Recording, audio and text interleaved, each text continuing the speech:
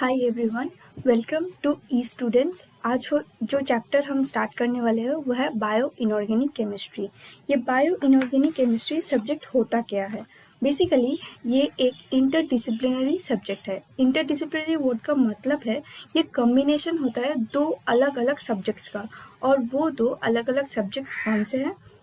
एक है biology and second one is inorganic chemistry. तो फिर बायो इनऑर्गेनिक केमिस्ट्री क्या होता है? Basically biology and inorganic chemistry का कॉम्बिनेशन होता है। और इसका मतलब हम ये सोच सकते हैं कि बायोलॉजी ये वर्ड सुनकर हमको क्या याद आता है? ह्यूमन बॉडीज के अंदर proteins, enzymes etcetera. And inorganic chemistry ये वर्ड सुनने के बाद हमको क्या याद आता है? एलिमेंट्स। बेसिकली पीरियोडिक टेबल पूरा हमारे आंखों के सामने आ जाता है, जैसे कि कोई मेटल आयंस हो कि कोई नॉन मेटल्स हो, कुछ भी। तो इनऑर्गेनिक केमिस्ट्री का मतलब हम लोग यहाँ पर डील करने वाले हैं कुछ मेटल आयंस या फिर non metals etcetera. And biology का मतलब यहाँ पर आ रहा है कि कुछ प्रोटीन्स और एंजाइम्स ये सब कैसे काम करते हैं वो जानने का, उसके लिए उनके काम करने के लिए बेसिकली इनऑर्गेनिक केमिस्ट्री का जो मेटल्स होते हैं उनका क्या रोल होता है वो हम यहाँ पे बायो इनऑर्गेनिक केमिस्ट्री में जानने वाले हैं। बायो इनऑर्गेनिक केमिस्ट्री क्या होता है?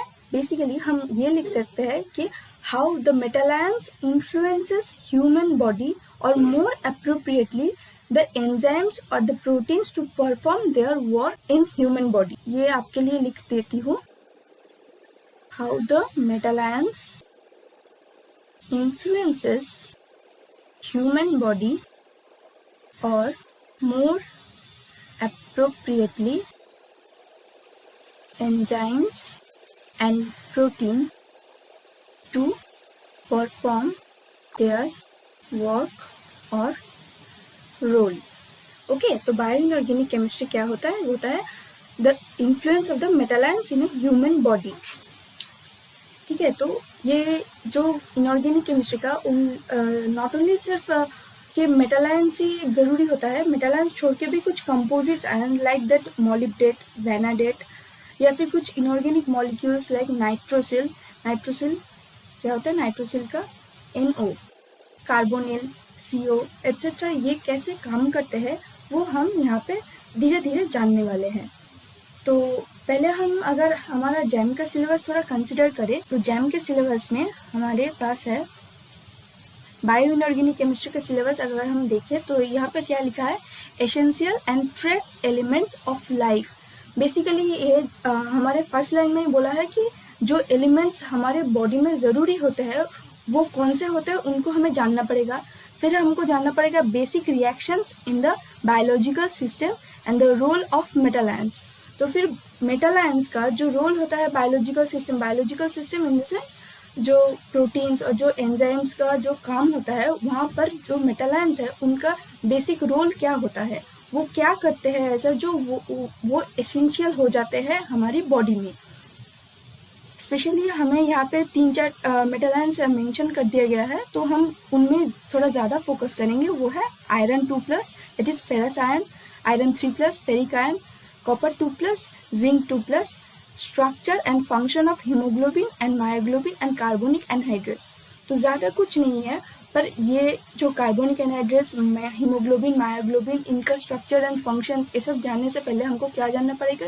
ये कुछ एसेंशियल एलिमेंट्स और ट्रेस एसेंशियल एलिमेंट्स कौन से होते हैं, उनका क्या काम होता है, वो थोड़ा बहुत आज हम हमारी इंट्रोडक्टरी क्लास में जानने वाले हैं। मेटलोप्रोटीन्स का वर्ड ये यहाँ पर मेंशन नहीं है, पर हम जानने वाले हैं कि मेटलोप्रोटीन्स होते क्या है।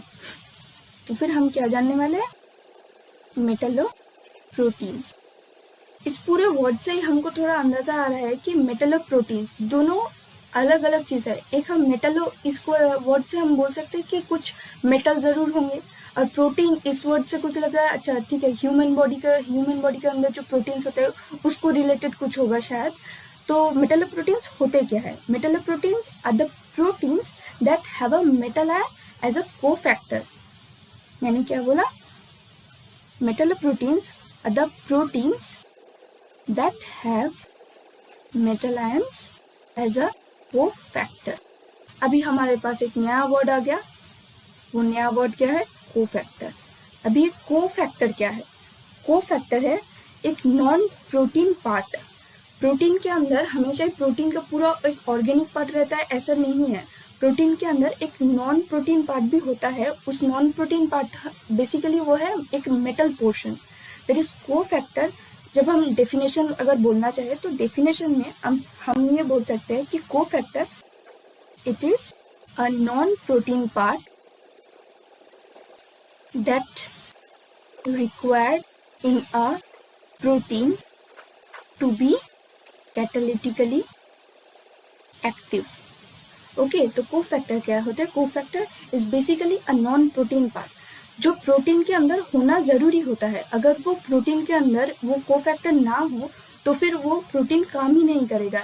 ये जो हम वर्ड लिखे हैं ना कैटालिटिकली एक्टिव, उसको एक्टिव होने के लिए उस नॉन प्रोटीन पार्ट यानी कि दैट मेटल पोर्शन का होना जरूरी होता है। अगर वो मेटल पोर्शन ना रहेगा तो वो प्रोटीन काम ही नहीं करेगा। ठीक है, तो अभी हम ये जानिए कि हमें इन मेटल और प्रोटीन्स में एक मेटल का पोर्शन होना जरूरी होना पड़ता है। अब ये मेटल्स हमारे पीरियोडिक टेबल में हमने बहुत सारे मेटल्स देखे हैं। क्या वो सारे ही हमारे बॉडी में प्रेजेंट होते हैं? नहीं होते हैं। इनको हम कैसे डिवाइड करते हैं? कौन से एसेंशियल एलिमेंट्स होते हैं? कौन हमारे बॉडी में कितना अमाउंट में चाहिए, कितना रहना चाहिए, कितना हमारे लिए बेनिफिटेड होगा, वो सब हम अभी जानने वाले हैं। ओके, तो अभी हमें जानना है जो essential elements in human body. There are almost 30 elements that are essential in our body. अभी हम इन लोगों को कैटेगराइज करेंगे कि कौन से मोर एसेंशियल है, कौन से ट्रेस एलिमेंट्स है। इनको कैसे हम कैटेगराइज करते हैं? इनको बेसिकली हम कैटेगराइज करते हैं इनके अमाउंट के ऊपर डिपेंड करके। मतलब हमारे बॉडी में वो मेटल आयन कितना चाहिए, मतलब एक अमाउंट होता है ना, कितना मिलीग्राम चाहिए। कोई हमारे बॉडी के अंदर शायद 5 मिलीग्राम चाहिए, कोई 100 मिलीग्राम चाहिए। इस ऐसे डिपेंड करके हम इन लोगों को डिवाइड करते हैं। तो फर्स्ट जो डिवीजन होता है, अगर फर्स्ट में हम लिखें तो first one is the bulk elements. Bulk elements, और हम इसे कह सकते हैं बल्क एसेंशियल एलिमेंट्स भी बोल सकते हैं। तो फिर ये वर्ड बल्क से हमको ऐसा समझ में आ रहा है कि ये हमारे बॉडी में सबसे ज़्यादा ज़रूरी होता है। तो इनके एग्जाम्पल्स क्या है? इनके एग्जाम्पल्स हैं carbon, oxygen, nitrogen, hydrogen, chlorine, sodium, potassium, magnesium, calcium, okay and so on. उसके बाद जो सेकंड होता है वो है ट्रेस एलिमेंट्स। ये ट्रेस एलिमेंट्स का एग्जाम्पल, ट्रेस एलिमेंट्स इस वर्ड से हमको क्या समझ आ रहा है कि इनका अमाउंट उतना ज़्यादा नहीं होता है। मतलब बल्क एलिमेंट्स का जितना अमाउंट रहता है उससे बहुत ही कम इनका होता है, इसीलिए ये वर्ड ट्रेस यूज किया गया है। तो ट्रेस एलिमेंट्स के अंदर होता है chromium, vanadium, iron, zinc, cobalt, nickel, manganese, molybdenum, tungsten, copper. इन ट्रेस एलिमेंट्स के अंदर भी हम 2 सब डिविजन कर सकते हैं। एक सब डिविजन ऐसा होता है जिनको हम सिर्फ लिखते हैं ट्रेस एलिमेंट्स करके, और इनको हम बोलते हैं अनदर वन जो है उसे कहते हैं अल्ट्रा ट्रेस। तो फिर ट्रेस एलिमेंट्स मतलब ये जो सारे हैं ये सारे ट्रेस एलिमेंट्स हैं। मतलब एसेंशियल ट्रेस जो होते हैं वो है एसेंशियल ट्रेस, ये सारे एसेंशियल ट्रेस एलिमेंट्स है। ठीक है, यहाँ पे एक वर्ड लिख लो, एसेंशियल ट्रेस एलिमेंट्स। इनके अंदर हम 2 सब डिविजन कर रहे हैं, एक है trace elements, another one is ultra trace elements. इसका मतलब अल्ट्रा ट्रेस एलिमेंट्स का अमाउंट ट्रेस एलिमेंट्स से भी बहुत कम होता है। तो ये सारे जो है इनको हम ये दोनों पार्ट में डिवाइड कर रहे हैं। तो ट्रेस एलिमेंट्स के अंदर हमारे पास है आयरन, कॉपर एंड जिंक, और जो बाकी सारे हैं ultra trace elements, that is vanadium, manganese, nickel, molybdenum, tungsten, chromium. Okay, अभी हमारे पास एक और डिवीजन हम कर सकते हैं, अदरवाइज हम इसको स्टार्ट देकर ही लिख रहे हैं। वो है बेनिफिशियल एलिमेंट्स। बेनिफिशियल एलिमेंट्स, इस वर्ड से ही हमको कुछ चीज़ें ना हमको वर्ड से ही समझ में आ जाता है कि ये बोलना क्या चाहते हैं। बेनिफिशियल को वर्ड का मतलब ऐसा है कि ये हमारे बॉडी में चाहिए होता है, इनका रहना ज़रूरी हो, जो एसेंशियल है उनका होना ज़रूरी होता है। बेनिफिशियल का ये हो तो बेटर है, अगर ना हो तो कोई प्रॉब्लम नहीं होगा। तो ये बेनिफिट करते हैं हम लोगों को, पर कोई हार्म नहीं कर सकते। तो ऐसे एलिमेंट्स है लिथियम, वेनेडियम, टीन, टंगस्टन, ये सारे मेटल आयंस है। नॉन मेटल्स में है boron, aluminium, silicon, fluorine, selenium etcetera.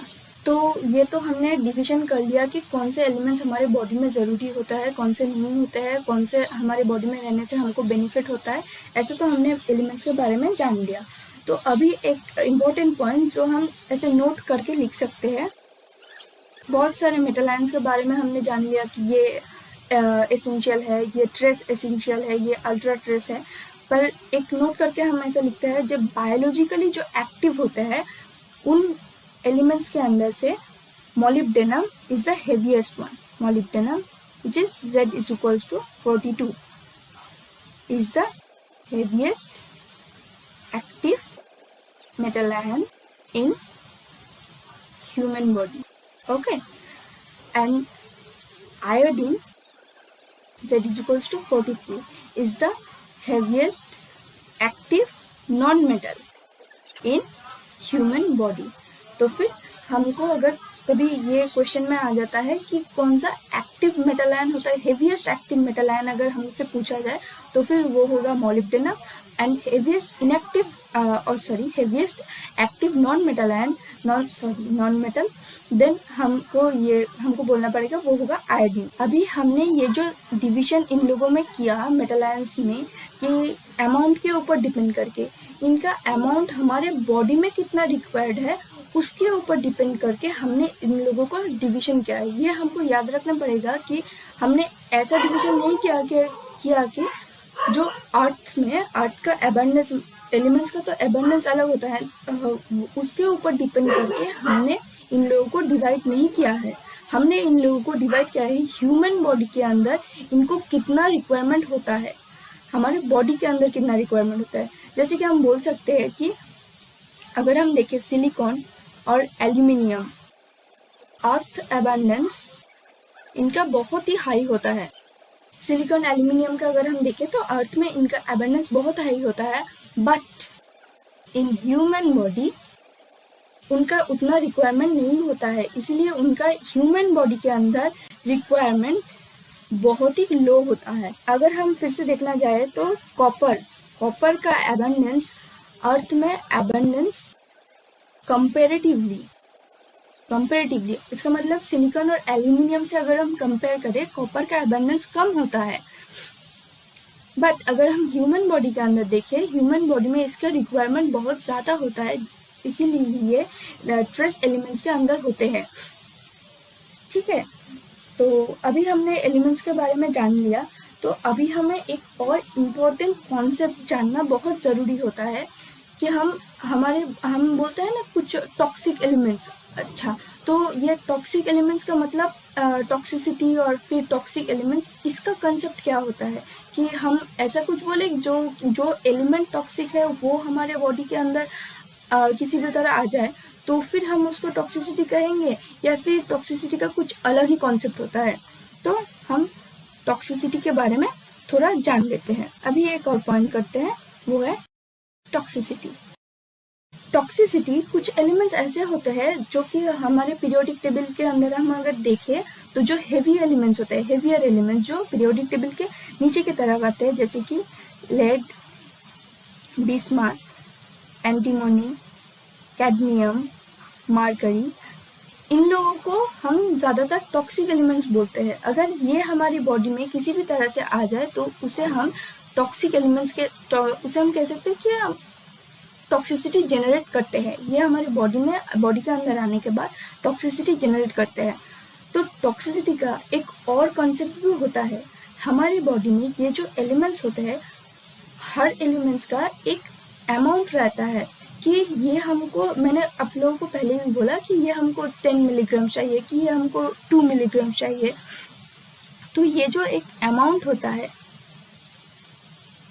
Amount required in human body, जितना हमारी बॉडी में रिक्वायरमेंट होता है, अगर उससे ज़्यादा कोई भी एलिमेंट, वो एसेंशियल हो या फिर ट्रेस एलिमेंट्स हो, कुछ भी हो, अगर सपोज फॉर एग्जांपल, इसे एकदम करेक्ट मत समझना, फॉर एग्जांपल मैं बोल रही हूँ, अगर आयरन हमारे बॉडी में सपोज 50 मिलीग्राम्स रिक्वायरमेंट है, 50 मिलीग्राम्स आयरन हमारे बॉडी में रिक्वायर्ड है। अगर मेरी बॉडी में या फिर किसी की भी बॉडी में ये 50 मिलीग्राम जहाँ पे रिक्वायर्ड है, अगर उसका अमाउंट बढ़ के 1 ग्राम हो जाता है, इसका मतलब समझ रहे हो, बहुत ज़्यादा है। अगर इसका अमाउंट इतना ज़्यादा बढ़ जाएगा तो फिर हम उसको टॉक्सिसिटी बोलेंगे। जितना हमें ज़रूरी है, अगर कोई भी चीज़ उससे बहुत ज़्यादा हमारे बॉडी में प्रेजेंट होता है तो उससे भी एक टॉक्सिसिटी जनरेट होता है। इसीलिए हम एक कर्व ड्रॉ कर सकते हैं। यहाँ पे हम लिखते हैं फंक्शन और यहाँ पर लिखते हैं कंसंट्रेशन ऑफ मेटल आयन और न्यूट्रिएंट। ठीक है, तो फिर हम एक कर्व अगर ड्रॉ करें तो कर्व थोड़ा, अगर यहाँ पर हमने लिखा है कंसंट्रेशन ऑफ द न्यूट्रिएंट, यहाँ की तरफ अगर हम देखें तो ये कंसंट्रेशन बहुत ही कम है। इस तरफ अगर हम जाए तो कंसंट्रेशन ऑफ द न्यूट्रिएंट्स थोड़ा थोड़ा बढ़ रहा है। तो अगर हम इन दोनों को, इस ग्राफ को कंसिडर करें तो यहाँ पर अगर हम देखें तो concentration of the nutrients is very low. तो इतना एक, अगर हम समझे फॉर एग्जांपल, हम किसी भी मेटल आयन का अगर कंसिडर कर लेते हैं कि ये आयरन है, तो आयरन का कंसिडर करके हम चले तो आयरन का कंसंट्रेशन हम यहाँ पर देख रहे हैं। तो आयरन का कंसंट्रेशन इतना लो होने पर भी हमारे ह्यूमन बॉडी का वर्क फंक्शन ठीक से नहीं होगा। फिर धीरे धीरे देख सकते हैं कि जितना कंसंट्रेशन इंक्रीज कर रहा है उतना इसका फंक्शन इंक्रीज कर रहा है। ओके, एक टाइम पर आकर एक कंसंट्रेशन एक ऑप्टिमम फंक्शन पर पहुंच रहा है, इसको हम कह सकते हैं ऑप्टिमम। Okay, optimum. अगर हम एक रीजियन ड्रॉ कर ले, ये पोर्शन बेसिकली है जहाँ पर हमारा न्यूट्रिएंट का कंसंट्रेशन ठीक ठाक है और उसका काम भी एकदम ठीक ठाक से हो रहा है। अगर उसके बाद अगर हम एक्सटेंड करते हैं तो देख सकते हैं कि जितना और कंसंट्रेशन इंक्रीज करता जाता है उसका फंक्शन धीरे धीरे कमता जा रहा है। एक पॉइंट पर जब यहाँ पर कंसंट्रेशन बहुत ज़्यादा हो जाता है तब भी हमारे बॉडी में टॉक्सिसिटी जनरेट करता है। इस ग्राफ से हम ये बोल सकते हैं कि जैसे एक न्यूट्रिएंट का और हम बोल सकते हैं कि एक मेटल आयन का कंसंट्रेशन कम होना भी हमारे बॉडी में ठीक नहीं है, हमारे बॉडी के लिए वो फ्रूटफुल नहीं है। उतना वैसे ही हम बोल सकते हैं कि उस मेटल आयन का कंसंट्रेशन जितना अमाउंट चाहिए उससे अगर बहुत ज़्यादा हो जाए तो भी हमारे बॉडी के लिए वो फ्रूटफुल नहीं होता है, वो हमारी बॉडी में टॉक्सिसिटी जनरेट करता है। इस तरफ अगर जब हम देखें तो उसको हम बोलेंगे डेफिशिएंसी। ये है डेफिशिएंसी, जहाँ पर कंसंट्रेशन बहुत कम है। और इस पोर्शन पर अगर हम देखें तो उसका हम कहेंगे टॉक्सिसिटी। अगर बहुत कम हुआ तो उसका हम कहेंगे डेफिशिएंसी, अगर बहुत ज़्यादा हुआ तो उसका हम कहेंगे टॉक्सिसिटी। ठीक है, तो ये था हमारा टॉक्सिसिटी का कंसेप्ट। तो हमने थोड़ा बहुत मेटल आयंस के बारे में जान लिया कि मेटल आयंस कम होने से क्या होता है, ज़्यादा होने से क्या होता है, कौन कौन से हमारे एसेंशियल एलिमेंट्स है, कौन कौन से ट्रेस एसेंशियल है, कौन से बेनिफिशियल है, ये सारे हमने जान लिए। तो अब तो हमने अभी तक ये सब जाने कि कौन से वो एलिमेंट्स होते हैं। तो अभी उन एलिमेंट्स का जो हमारे बॉडी में बायोलॉजिकली एक्टिव है उनका फंक्शन क्या होता है, अभी हम थोड़ा उसको जानेंगे। तो यहाँ पर मैंने एक चार्ट बनाया है। तो फर्स्ट में हमारे पास है सोडियम एंड पोटेशियम। तो फर्स्ट हमारे पास है sodium and potassium. Sodium and potassium ion का क्या काम होता है, ये रहते कहाँ पर है, इनका फंक्शन कैसा होता है, वो हम यहाँ पर एक चार्ट में हम जान लेंगे अभी थोड़े टाइम के लिए कि ये कैसा होता है, क्या क्या काम करते हैं, इनका क्या काम होता है, इनको डिटेल्स में हम अगली क्लासेस में डिस्कस करेंगे। सोडियम एंड पोटेशियम होता है इम्पोर्टेंट एक्स्ट्रा और इंट्रा सेल्यूलर कैटायंस। इसका मतलब ये हमारे सेल के अंदर रहते हैं। Other sodium and potassium ions जो है हमारे सेल के अंदर भी रहते हैं, सेल के बाहर भी रहते हैं। ये क्या मेंटेन करते हैं? ये मेंटेन करते हैं electrolytic balance, osmotic balance, signalling. Signalling क्या होता है? Signalling is basically the impulse creation and it's transmission. ये जो न्यूरो ट्रांसमिशन होता है ना, एक न्यूरॉन से हमारा जो सिग्नल्स अगले न्यूरॉन तक जो पास होते हैं, उनमें एक मेजर रोल प्ले करते हैं, वो है sodium and potassium ion. Okay, हम इनको डिटेल्स में डिस्कस करेंगे हमारे अगली क्लासेस में। Okay, so the second one is the magnesium ion. Magnesium ion का जो एसेंशियल रोल होता है वो है फोटोसिंथेसिस में। फोटोसिंथेसिस में जो क्लोरोफिल रिंग होता है, क्लोरोफिल के अंदर मैग्नीशियम एक्टिव मेटल आयन की तरह प्रेजेंट होता है। और भी इसके कुछ अलग अलग रोल होते हैं, वो है एटीपी हाइड्रोलिसिस में ये हमको ज़रूरी होता है। फॉस्फेट ग्रुप ट्रांसफर रिएक्शन के लिए मैग्नीशियम आयन का हमारी बॉडी में प्रेजेंट होना ज़रूरी होता है। कैल्शियम का जो मेन रोल होता है वो हमारे एंडोस्केलेटन का, जो ह्यूमन एंडोस्केलेटन होता है, ह्यूमन एंडोस्केलेटन का मेन पार्ट जो होता है वो कैल्शियम होता है। जैसे कि बोन्स और टीथ के एनामल एक्सेट्रा, इसमें कैल्शियम प्रेजेंट होता है। इसके अलावा भी ये मसल कंट्रक्शन और न्यूरो ट्रांसमिशन और कोआगुलेशन ऑफ ब्लड के लिए भी हमारे बॉडी में होना ज़रूरी होता है। इसके बाद आता है आयरन। आयरन हमारे बॉडी में बहुत ही इम्पोर्टेंट रोल प्ले करता है। ये हमारे ऑक्सीजन ट्रांसपोर्टेशन के लिए बहुत ज़रूरी होता है आयरन का हमारे बॉडी में प्रेजेंट होना। दैट इज ऑक्सीजन ट्रांसपोर्टेशन हम बोल सकते हैं, और ऑक्सीजन अपटेक भी बोल सकते हैं। ऑक्सीजन ट्रांसपोर्टेशन का मतलब ये होता है कि ये ऑक्सीजन को कहाँ एक जगह से और एक जगह तक कैरी करता है। जहाँ पे हमारे बॉडी में ज़रूरी होता है वहाँ से लेकर किसी और जगह पे ये ऑक्सीजन को, जैसे कि हीमोग्लोबिन में ये हीमोग्लोबिन एक oxygen transport protein. Myoglobin is basically oxygen storage protein, वो ऑक्सीजन को स्टोर करता है, पर उसमें भी मायोग्लोबिन में भी आयरन का होना ज़रूरी होता है। हीम इराइथ्रिन, बेसिकली इन लोगों को हमने एक जगह, ये बेसिकली आइदर ऑक्सीजन को कैरी करते हैं या फिर ऑक्सीजन को स्टोर करते हैं। दैट इज़ वाई हमने इन लोगों को ऑक्सीजन अपटेक प्रोटीन के नाम से एक जगह पर कंबाइन किया हुआ है। इसको छोड़ के भी आयरन हमारे बॉडी में कुछ इलेक्ट्रॉन ट्रांसफर प्रोटीन्स होते हैं, उनमें भी रहते हैं, जैसे कि आयरन सल्फर प्रोटीन और साइटोक्रोम्स। आयरन कुछ मेटल स्टोरेज प्रोटीन्स भी होते हैं जिनमें आयरन रहता है, जैसे कि फेरिट्रिन, ट्रांसफेरिन। अभी उसके बाद अगर हम नेक्स्ट कुछ एसेंशियल एलिमेंट्स के बारे में बोले, फिर trace essential element that is copper. Copper के अंदर हम देख सकते हैं कि कॉपर भी ऑक्सीजन ट्रांसपोर्टेशन में एक रोल प्ले करता है, but not in case of human body. Human body के अंदर oxygen transportation depends only on iron metal ion. Copper basically जो मेरीन क्रिएचर्स होते हैं उनके लिए कॉपर ऑक्सीजन ट्रांसपोर्टेशन में मेजर रोल प्ले करता है। That is in haemocyanin, it is present in haemocyanin. या फिर मेटल स्टोरेज प्रोटीन्स हो सकते हैं, जैसे कि सेलुलोप्लाज्मिन। और एक फंक्शन होता है जो है electron transfer protein, that is plastocyanin. Plastocyanin को हम देखेंगे फोटोसिंथेसिस पढ़ने के टाइम पर। Ceruloplasmin is a storage protein and कुछ अदर एंजाइम्स भी होते हैं जिनमें कॉपर प्रेजेंट है, that is cytochrome C oxidase, super oxide dismutase. ये सब हम धीरे धीरे जानेंगे। उसके बाद आता है जिंक। जिंक भी एक ट्रेस एसेंशियल एलिमेंट है। तो जिंक का क्या रोल होता है? जिंक का जो बेसिक रोल होता है, जिंक हमारे बॉडी में हाइड्रोलाइटिक एंजाइम की तरह रहता है। ये हाइड्रोलाइटिक एंजाइम के अंदर जो पार्ट्स है वो है, हाइड्रोलाइटिक एंजाइम बहुत सारे होते हैं, उनमें जो मेन हमारे फोकस होगा वो होगा कार्बोनिक एनहाइड्रेस।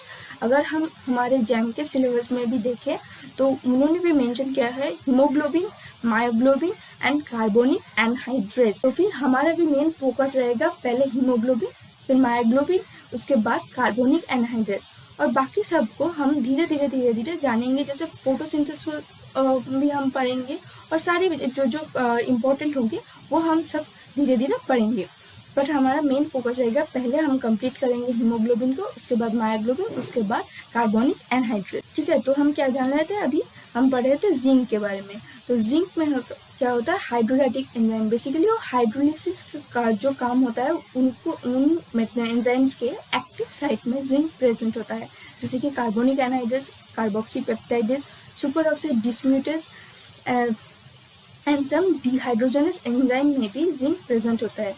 अभी उसके बाद जो एलिमेंट है वो है कोबाल्ट। कोबाल्ट भी हमारे बॉडी में बहुत ज़रूरी होता है। बेसिकली ये हमारे एक्टिव साइट में रहता है। किस चीज़ का एक्टिव साइट में, ये विटामिन बी कॉम्प्लेक्स के जो कोएंजाइम्स होते हैं उसमें एक्टिव रोल प्ले करता है कोबाल्ट।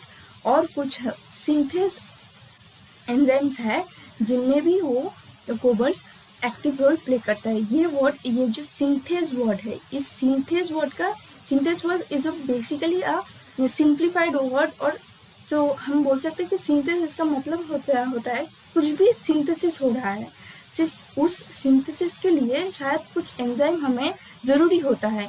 यहाँ पे सिंथेस हम बहुत चीज़ों के साथ ही सिंथेस या फिर डिस्म्यूटेज ऐसे वर्ड्स हम साथ में लगे हुए देखेंगे। इसका मेन मतलब होता है ये कुछ सिंथेसिस में हेल्प करते हैं। सिंथेसिस के लिए जो एंजाइम ज़रूरी होता है, कुछ भी सिंथेसिस हमारे बॉडी में अगर हो रहा हो तो उस सिंथेसिस में जो एंजाइम्स रोल प्ले करते हैं उन एंजाइम्स में ये एक्टिव साइट पर प्रेजेंट होते हैं। उसके बाद अगर हम देखें तो है निकेल। निकेल है बेसिकली हाइड्रोलाइटिक एंजाइम। ये भी हमारे हाइड्रोलिसिस में, जो सारे हाइड्रोलिसिस हमारे बॉडी में होते हैं उनमें उन एंजाइम्स में एक्टिव साइट पर प्रेजेंट होता है। दैट इज एग्जांपल हमने देखे हैं यूरिएज, हाइड्रोजिनेज एटसेट्रा। उसके बाद है मोलिब्डेनम। मोलिब्डेनम का जो मेजर रोल होता है वो होता है इन नाइट्रोजनेज। ये नाइट्रोजनेज में प्रेजेंट होता है। इन नाइट्रोजनेज कैसे काम करते हैं वो हम अगले क्लासेस में देखेंगे।